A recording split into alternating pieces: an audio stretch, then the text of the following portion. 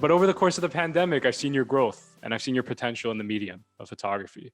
Mhm. And I wanted to know, were you always passionate about photography? First of all, thank you. That actually like means a lot to me. And no, I wasn't always passionate about photography. I was passionate about art. Um, as a kid, I used to love sketching. I used to draw these Dragon Ball Z characters, Goku, Trunks, Vegeta, and I Right. was really good at it. But somewhere along growing up, I kind of lost that skill, that passion for it. Hmm. And then I went into music, kind of. Like I never really did music in school, but I did do it at home. So like I could play the guitar, the drums. I could do, trombone, alto sax, and tenor sax. Somewhere along the way, that kind of got lost as well. Mm. Then I picked up martial arts, and this was around the time where we worked at Levi's. That's when I Hmm. first started, Yep. and went through the motions with that. And because of COVID, that kind of shut down, and it kind of left a hole in my life. Right. Something it was like one of my outlets.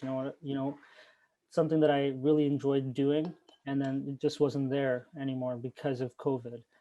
So when the first quarantine hit, I went through the works, man. I went, something to just fill that void, something to fill the time.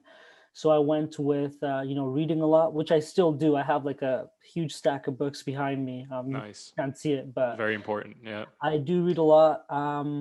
And then I tried doing short stories. I wanted to do a short story. I had this idea jumbling around my head, but it never really took off because I feel like I couldn't really paint the picture that was in my head onto the page. Oh, But okay. it's still Like there. articulate yourself. Exactly, Yeah, exactly, articulate the vision. Yeah, very hard, very challenging for sure. exactly. Yeah, it is. It Yeah. is very challenging.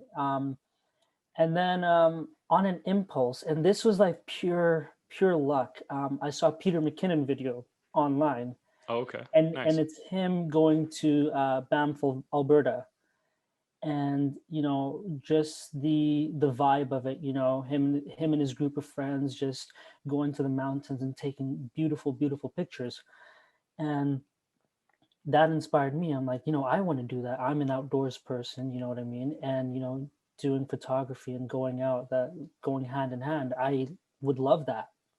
So I researched a bit of cameras, what I really want and, what I'm not looking for. And yeah, and then literally the next day on an impulse, I went out to the source because I checked for the camera and everywhere was sold out. The source had one more left. What was this So camera, by the way? Like, Um, so I have it here with me. It's a Canon EOS oh Rebel yeah, SL2. It's more of a beginner unbelievable. camera, Yeah, but it works if it does the trick. If of you're course, taking man. good Yeah. pictures, like you don't really need a $4,000 camera all the time to. No, no. My biggest thing I always tell people, the people I have on this podcast, my Mhm. colleagues, is, as long as you're putting stuff out there, like so many Exactly, people, get so caught up in the right shot and whatever. And it's like, you'll learn as you go. Like if you're really exactly. passionate, like I'm telling you, in a year's time, you're Mhm. going to get probably even a better camera, or you'll get some sort of better editing. Like you'll just naturally grow because I know that you're Exactly. passionate about the craft. And Hmm. that camera that you just showed me now, like to give you an idea, Hmm. I'm a bit older than you. I got my camera, the T5i Rebel. Hmm. It's a Canon as well. That was Yeah. my first like film camera. Hmm. When I was about 20, 21. And now that I'm 26, I invested in a year or two ago in A7 III Sony.